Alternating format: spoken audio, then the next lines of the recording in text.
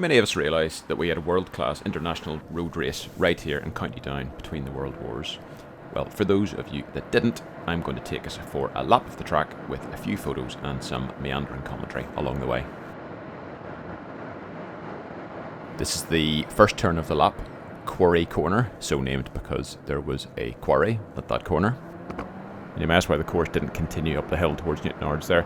Well, there are two reasons for that. The first is that back in the day that was a very, very minor road called Kempstones Road that sort of brought you out near the foothills of Scrabo Tower.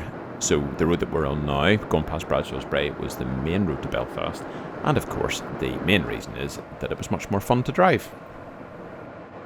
So the competition's official name was the RAC Tourist Trophy, which is still awarded to this day, or TT for short. And the TT started life as a car race on the Isle of Man in 1904. And incidentally, this is the only place it could be held in the British Isles, or whatever you want to call them, because the UK had brought in a speed restriction of 20 miles an hour the year before. And the Isle of Man, as a Crown dependency but not part of the UK, was exempt, so it could host a motor race. And in 1907, they decided to run a time trial for motorbikes the day after the race, incidentally, which remains to this day and is what most of us probably think of when we hear the term TT. But back to the cars. So, although the cars still raced there sporadically, by 1928 the organisers were taking pitches for a new venue, and a few Northern Irish enthusiasts, most notably Harry Ferguson of tractor fame, persuaded the RAC, who were the events organisers, to hold it in County Down. As it stood in 1935, the lap record was 9 minutes and 51 seconds, and to get that sort of speed I have to literally double the pace of my onboard film. That's how fast they were. But the TT wasn't some jolly for weekend enthusiasts. This really was a serious motor race, with the best of the world's racing drivers gathering at the tail end of every summer from 1928 to 1936, with $250,000 people turning out to watch them every year. The top prize was £500, which is £25,000 in today's money.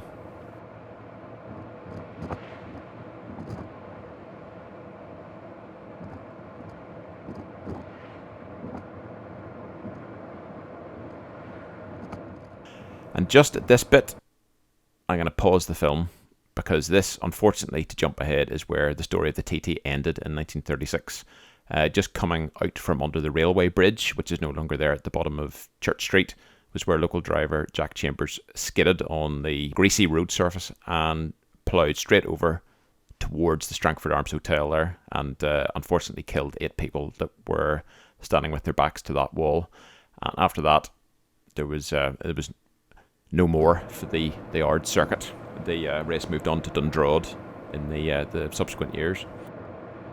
And of course, the reason that we had road racing is because in those days there were relatively few dedicated autodromes, and so road racing was the norm. Grand Prix were worthy of the name in those days. They would last for at least 5 hours, so no need for support races to beef out the billing. And this really did attract major stars at the time. It's genuinely no different from the cream of the F1, IndyCar, rally and sports car fields coming to us now. Conway Square was the first of 2 tight turns on the course and was notorious for catching people out.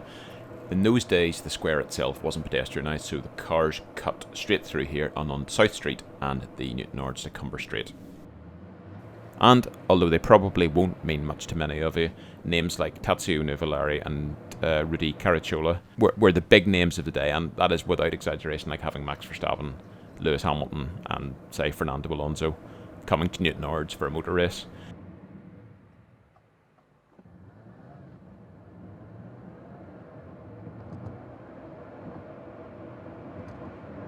And as an aside, we almost had a round of the World Rally Championship here a couple of years ago, but as ever, it fell through. That would have been the closest we've come for some time to replicating the Ards TT.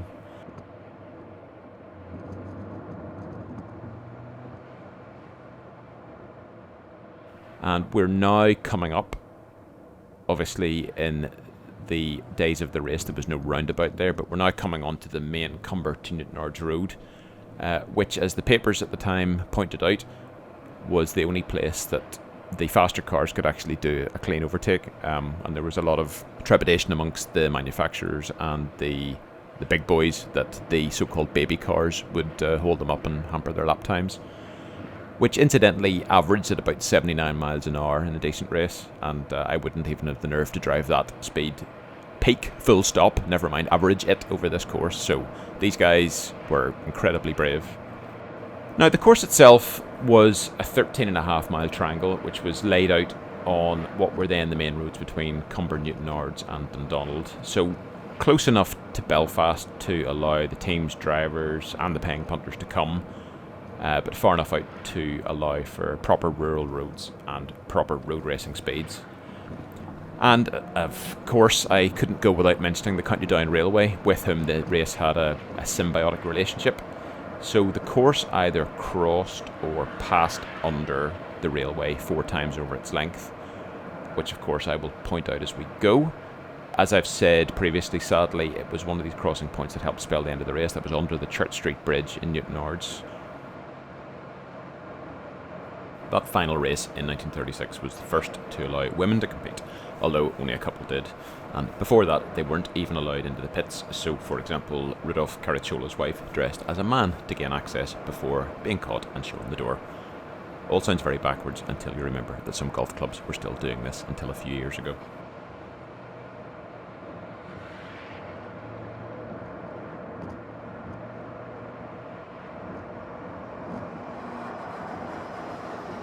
So I'm going to pause very briefly to show the route that the Newton Ards Road took in those days, and then magically jump over the wall to pick it up again.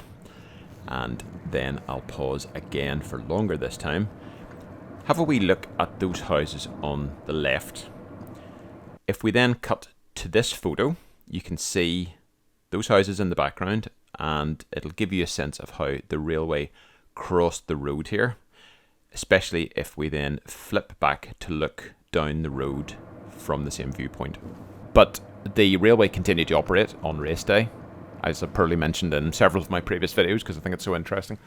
So the organisers or the railway built this bridge at that crossing point, was called Glass Moss, and that was to enable ordinary railway users who had no interest in the race to get off one train. So say if you were going to Newton Ards, you got off your train just after Cumber at Glass Moss, crossed the bridge and down to the other train to Newton Ards, which was waiting for you. But I'm sure plenty of them didn't take off in time because the passengers and crew were probably standing on the roof watching the race.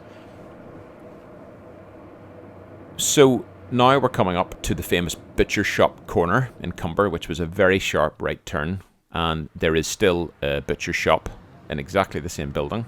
Used to have a plaque on the wall until very recently. You can just see there's a wee black mark to the left of the window. That's where the commemorative plaque was. No idea why they took it down. Incidentally, I know the people that own the butchers do a good turkey for Christmas Day, and very good value eggs as well, if you're interested. So this is Bridge Street. We're coming down now, very, very, very rickety, and I think my camera had a bit of trouble with this, so I'm sure the racing drivers going several times the speed that I was would have great trouble as well. And obviously there was no mini roundabout there. Straight ahead would have been the railway bridge carrying the Cumber line, and now we're going down the Belfast Road. And I'm going to pause again just about here, and as you can see, up in the embankment to my left is the signal box, and behind that the platforms for Cumber railway station. The BCDR itself set up a grandstand near Cumber station, and I think the basic ticket got you entrance to the grandstand, but you could pay for sandwiches and tea and orange juice and all that sort of stuff as well. So again, the road profile is a bit different now. This very rickety part of the road would have passed under a railway bridge. So this is actually taken on one of the race days. I don't know what year, but this is Carstrand Bridge, as it was called. And so the cars all passed onto this and out on to the main Belfast to Cumber Road, which, incidentally, in my opinion, is one of the better bits of the track to drive now. I'd just like to apologise as well. I set the camera to autofocus, and I should have left it in manual, so occasionally the picture sort of goes in and out. And believe it or not, this is the best footage I could get, so... As an interesting anomaly, in the early years of the race, most of the cars that took part were convertibles, and you had to do the first lap, I think it was the first lap, with your hood up, and then you had to put it down. Either that or the other way around. Absolutely no idea why that was the rule, but yeah, that was the way it was.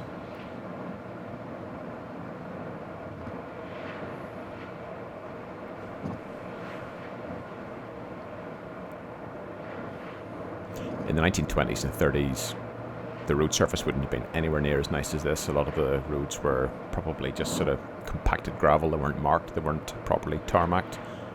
So on top of the hazards of racing in contemporary machinery with skinny tyres, the fragility of the road surface wouldn't have helped matters much either. So as I've said, I still have no idea how somebody could average 79 miles an hour in those cars, in those conditions.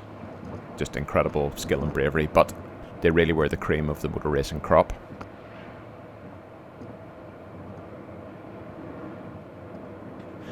So we're coming into Dundonald, and it's time for another railway photo. So this is where the cars passed under Dundonald Railway Bridge. So Dundonald Railway Station would have been on your left on the hill, just beside between the old Dundonald Road and the Cumber Road. And again, crowds of people would get off at Dundonald and sit in the embankment to watch the cars go past. And on the left, one of the side streets, Grand Prix Park, is named after the race. And we suddenly jump to inferior footage wobbling all over the place. That's because the camera stopped on the sunnier day for this bit, so I'm afraid you're stuck with it.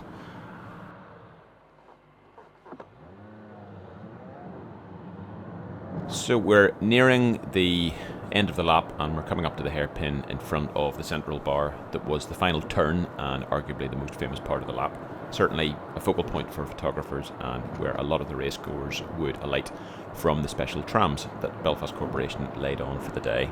Now, we don't have trams these days, so if we ran the race now, everyone would come from town on the glider, which I've just overtaken.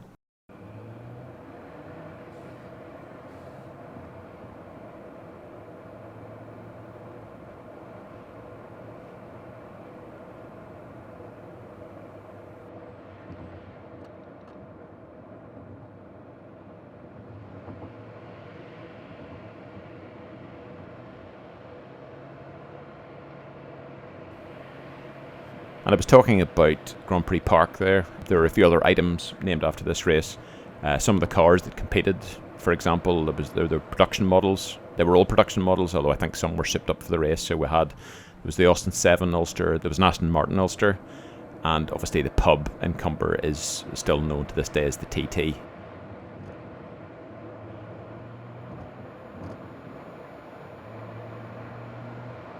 So this is the final stretch coming up, and the pits were on the left, and I'm just going to pull in slightly before the famous quarry corner that would have heralded the start of lap 2.